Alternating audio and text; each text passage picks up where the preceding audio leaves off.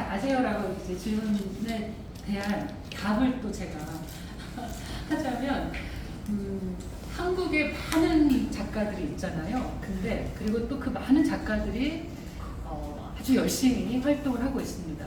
그 중에서 더 열심히 하는 작가가 고정남 작가라고 생각합니다. 근데 그 열심히 해서는 되지 않잖아요.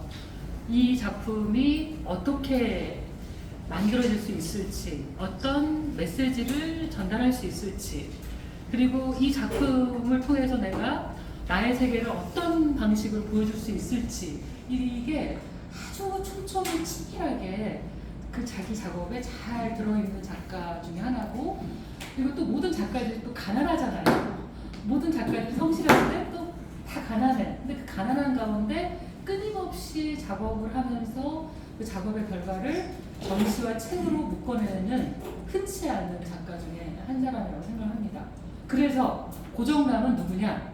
고정되어 있지 않고 끊임없이 자기를 갱신하는 부지런한 작가가 아닐까 싶습니다. 자, 오늘 고정남 작가님을 말씀을 지금부터 듣도록 하겠습니다. 저 앉아서 하겠습니다. 준비할 시간이 약간 부족하긴 했지만 그래도 제 작업에 대해서 이야기해 보려고 합니다. 저는 전라도 장위에서 태어났고 제가 인생을 살면서 가장 잘한 일은 전남대학교를 간 사실입니다. 왜냐하면 전남대학교 도서관이 있었고 거기에서 되게 많은 책을 받고 친구들이 제가 없어지면 전남대학교 도서관으로 찾아올 정도였습니다. 근데 드디어 대학교 3학년 때 식품영양학과 여학생이 우리 과실을 찾아왔다고 해요. 고정남이 거팀이 누구냐? 조교쌤이 왜 그러신가요? 라고 했더니 자기가 책을 보려고 하면 예술 쪽 책을 고정남이 거진 다 빌려봤는데 너무 궁금해서 왔다 라는 얘기를 들은 적이 있습니다. 그 다음에 이제 제가 도쿄로 유학을 갔는데 대학원에서 일본에서 가장 오래된 100년 된 사진 전문 학교입니다. 그래서 지금은 대학원까지 있지만 거기 도서관에 세계 각지의 사진집이 쫙 있었는데 그걸 제가 2년 동안 다 넘겨봐야겠다. 그걸 좀 고민을 했고 그래서 나중에 도서관장님하고 친구가 될 정도로 책은 많이 넘겨본 것 같습니다. 그래서 지금 보시면 근대를 보는 눈에서 국립현대미술관에서 전시했던 윤범모 선생님이 근대를 보는 눈이라는 책을 내셨는데요. 이 그 책들 안에 있는 100년 전 선배들은 시대하고 어떻게 소통을 했을까? 그 다음에 지금 저는 매체가 사진인데 이걸 어떻게 동시대 사람들하고 얘기해 볼 수 있을까? 그거에 관한 관심을 가졌습니다. 근데 여행이 요전에 어떤 자리에서 윤범모 선생님께서 국현 관장님으로 계셨을 때 나 그 작가 작품 수장고에서 봤는데 라고 말씀을 걸어주셨어요. 그래서 윤범모 선생님 누구실까? 라고 이제 어떻게 해서 알게 됐는데 동아일보 신춘문예에서 근대미술 작가 중에서 노란 저고리를 입은 김종태 화가를 연구해서 평론가로 데뷔하셨다고 해요. 그것도 참 인연인 것 같다라고 해서 선생님한테 글을 부탁드렸는데 장작 A4 6장 반을 받아서 깜짝 놀랐습니다. 자, 그 리플렛이 있으니 오늘은 그냥 하나씩 다 가져가시고요. 저쪽 밖에 있으니 참고하시면 되겠네요. 자, 그래서 윤범모 선생님 그 책입니다. 검색하면 나올 거예요. 절판된 경우도 있는데요. 저는 98년에 1월달에 유학을 가서 어학을 1년 하고 전문학교를 3년 다녔습니다. 근데 전문학교 2학년 때 오지아 스지로의 이 동경 이야기라는 영화를 수업 시간에 그 일본 교수자가 이 영화 흑백 영화를 보여줬어요. 그래서 이상하다. 우리 시골에 있었던 그 적산 가옥이 도쿄 한 복판에 있구나라는 생각 때문에 이걸 제가 전시 개인전을 한번 꼭 해야겠다라는 생각으로 전문학교 3학년 내내 1년 동안 준비를 해서 첫 개인전은 2002년에 갤러리 룩스, 지금 인덱스인데요. 거기에서 전시를 했습니다.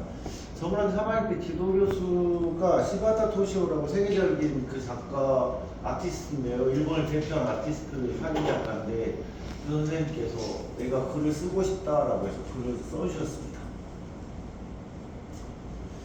그 다음에 이제 제가 유학 끝나고 아리랑 서울이라는 이 시리즈가 왜 나오게 됐는가에 대한 부분인데요. 제가 유학을 끝나고 왔을 때 2004년이었는데 저는 한국에서 사진을 전공하지 않아서 아는 사람도 없고 뭘 해야 될 줄도 모르겠고 그래서 대한민국은 어떤 나라야 라는 그 생각에 그 120mm 필름 핫셀을 들고 서울은 어떤 곳인가를 이렇게 찍어봤습니다. 그런데 지금 발표는 하지 않았지만 이 필름이 쭉 있고요. 그 중에서 몇 컷을 가져와 봤습니다. 2004년, 2006년, 한 2년 정도는 혼자 헤맸던 것 같아요. 여기는 2008년이네요. 자, 사진이 많아서 후다닥 가도록 하겠습니다. 여기는 YTN 옥상에서 촬영한 남대문입니다. 그때 불나서 다시 또 문제가 되기도 했던 장소입니다. 저는 전라도 군산에 있는 초등학교 토요 동아리 수업을 3년을 가게 됐습니다. 그래서 토요일마다 있고 매주 가는데 뭔가 내 작업하고 연결할 수 있는 걸 없을까라고 하다가 호남선은 왜 생겼을까에 대한 질문을 해서 호남선 시리즈로 책을 사진집을 눈빛하고 연계해서 출판할 수 있었고요. 그 다음에 그 호남선을 통해서 전라북도 어디지? 갑자기 생각 안 나는데 전주역 뒤쪽. 직선?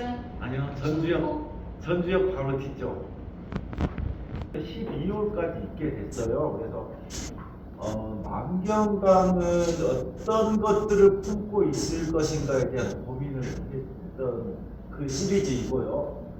그 다음에 아리랑 서울은 이번 사진이니까 뒤에서 보여드리도록 하고, 그 다음에 제가 서울에서 유학 끝나고 한 10년쯤 살았는데 바다가 너무 보고 싶어서 인천으로 이사를 했어요. 그래서 인천에 이제 10년을 살았습니다. 그런데 거기에서 어느 날 갑자기 수인선은 왜 생겼을까라는 생각이 들어서 그 작업을 했던 부분을 좀 보여드리려고 하고요. 그 다음에 월미도는 어떤 곳이야라는 그런 또 궁금증이 생겨서 한 4년 정도 작업을 했던 것 같아요. 그래서 여기 우리 성민 비평가 쌤이 되게 많은 도움을 받고 이 시리즈를 진행할 수 있었습니다. 자, 사진을 후다닥 볼 수 있도록 하겠습니다. 저는 64년생이고요. 부천대를 시작으로 해서 대학에서는 지금 19년차 강사이고요. 한국문화예술교육진흥원 학교하고 사회 강사를 하고 있습니다. 개인전은 지금 24번째인 것 같습니다. 2016년 서울 사진축제였습니다. 서울 신아리랑이라는 주제를 가지고 전시를 김종태가 누군지 아무튼 저는 모르고 저 그림이 너무 마음에 들어서 책을 한 권을 샀어요. 5만 원이니까 7만 원인지 잘 기억 안 나요. 그래서 제 작업실에 계속 한 4, 5년 보고 있었는데 어느 날 갑자기 저한테 말을 걸었어요. 나갔대라고 해서. 그래서 이 시리즈가 또 생겨날 수 있었습니다. 그래서 15m였는데요. 북서울 12m는 여기에서 여기까지. 한 사람이 태어나서 이주를 하게 되는 어떤 생활에 의해서 디아스포라에 관한 그 부분, 특히 일제강점기하고 베트남 전쟁까지 쭉 한국인은 어떤 삶을 살고 있는 것인가에 대한 그 시리즈입니다. 그래서 애초에 시작은 이거 세점을 이대로 만들어서 북현에 소장되게 만들어야지라고 했는데 정말 그렇게 돼서 저 반년을 헤맸습니다. 이제 난 더 이상 사진 찍고 싶지 않다라고 할 정도로 되게 즐거웠던 생각이 납니다. 자, 이번 전시의 포스터이고요. 밖에 있습니다. 자, 여기는 올간 사진입니다.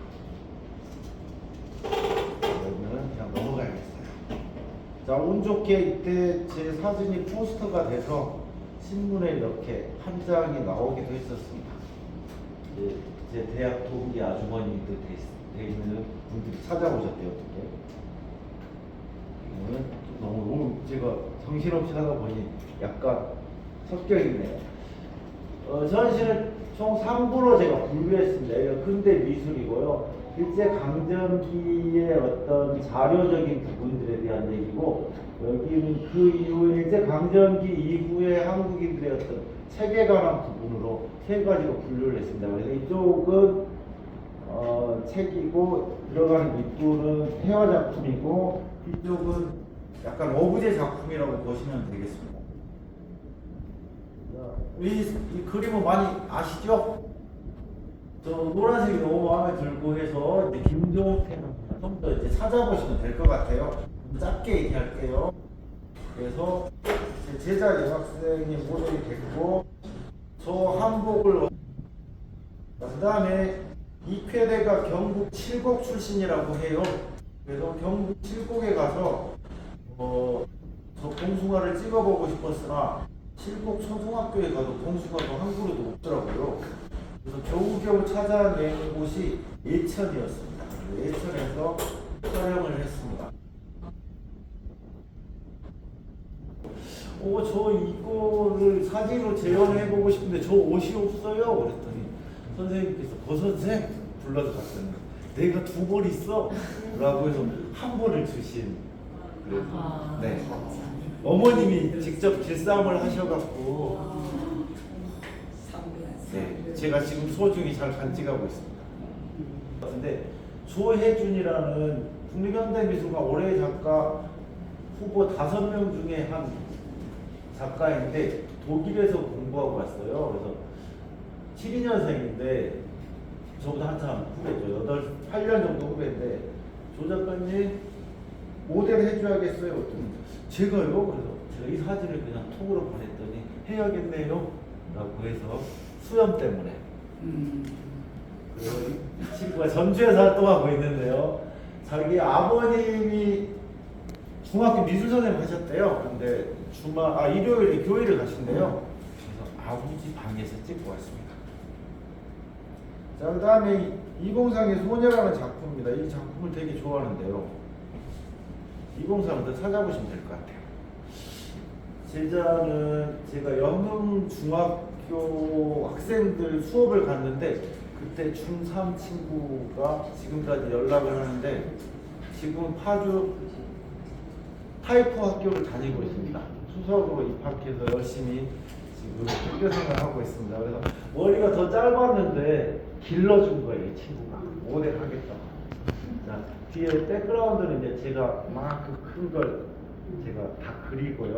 그렇게 해서 진행했습니다. 오늘 왔더라면 좋았을 텐데. 그 다음에 장미석의 그늘의 노을인데 이게 국전 대상을 받은 작품입니다. 그런데 모델이 누구 해야지? 엄청 고민했는데 선생님이십니다. 그래서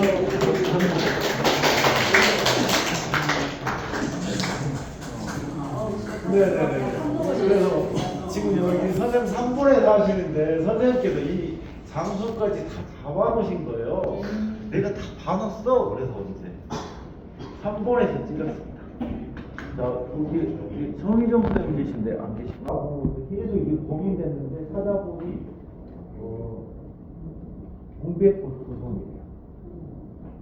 좀 재밌었습니다. 새로운 걸 많이 알게 됐습니다. 자, 이마동의 사나이라는 작품입니다. 자, 그래서 이 친구 시선 그림을 사진으로 옮기는데 가장 어려웠던 부분은 시선이었던 것 같아요. 한 5번 재촬영을 했습니다. 오늘 오전에 아까 봤던데 모델은요. 그 다음에 오지호 서예상인데 모델은 전에 갤러리 구례송이라고 서울 충무로에 친한 선생님이 계신데 거기 전시장 뒤풀이에서 이분을 알게 됐어요. 저분이 언젠가 모델이면 좋겠다라고 해서 연계를 했고 저 한복은 10만 원인가 맞춰서 뒤에 백그라운드인데 제가 다 그리고요. 그렇게 해서 이분이 지금 홍대에 그래서 예술 경영을 석사 공부하고 지금은 성남문화재단에 근무하고 있습니다. 그다음에 여기 계속 제가 이런 촬영을 할 때 어떤 코디를 해준 우리 희정쌤이 밖에 있는데요. 희정쌤이 자기가 모델 한번 하겠다고 해서 비슷한가요? 네, 맞습니다. 자, 그렇습니다. 넘어갈게요. 자, 그래서 이제 이 쾌대는 아까 봉숭아를 그렸던 화가이기도 한데, 집이 되게 유복했대요. 그래서 결혼을 시켜서 일본으로 유학을 보냈는데, 장미꽃이 만발한 그 정원에서 카드놀이 하고 있는 부부인데요. 일본 친구한테 한복을 입혀보면 어떨까라는 생각이 들어서, 지난달에 제가 저 한복을 들고 그 부부 안방에서 찍고 왔습니다. 한 컷 찍으러 갔다 왔습니다.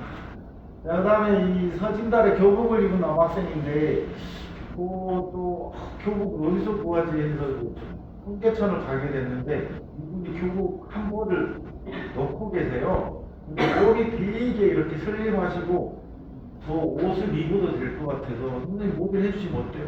나 하시더니 모델을 직접 그 자리에서 이렇게 했고, 그런 케이스입니다. 이 작품 1940년대 작품이긴 하지만, 이분이 훨씬, 그 모델이 훨씬 더 나이가 많긴 하겠지만, 세월은 지났어 라는 걸 표현해보고 싶었습니다. 그 다음에 저는 사례아이 역시 김종태 작품인데, 육제 누나의 아들의 아들입니다. 그래서 제가 갑자기 할아버지가 됐어요. 그 다음에 박수근의 봉숭아가 아니고 복숭아인데요. 이거는 고려대학교 박물관에 저 작품이 있다고 해요. 근데 저 복숭아를 지금 3년 동안 여름만 되면 싸우는데, 최근에 알게 된 사실은 저게 개복숭아, 삼복숭아가. 근데 저도 시골에서 자랐긴 했지만, 시골에 야산에 이런 게 있으면 사람들이 익기 전에 다 따버리거든요. 약용을 한다거나 아니면 뭔가 임자 없으니까 뭐 그런 부분이 좀 있습니다. 그런데 어떻게 보니 경북 예천의 8월 하순경에 이렇게 수확이 된다고 해서 올해는 꼭 한번 가보려고 합니다. 자, 이렇게 해서 이 시리즈는 이렇게 끝났습니다. 이제 사진으로 감상하시면 될 것 같고요. 자, 그 다음에 약간 그래픽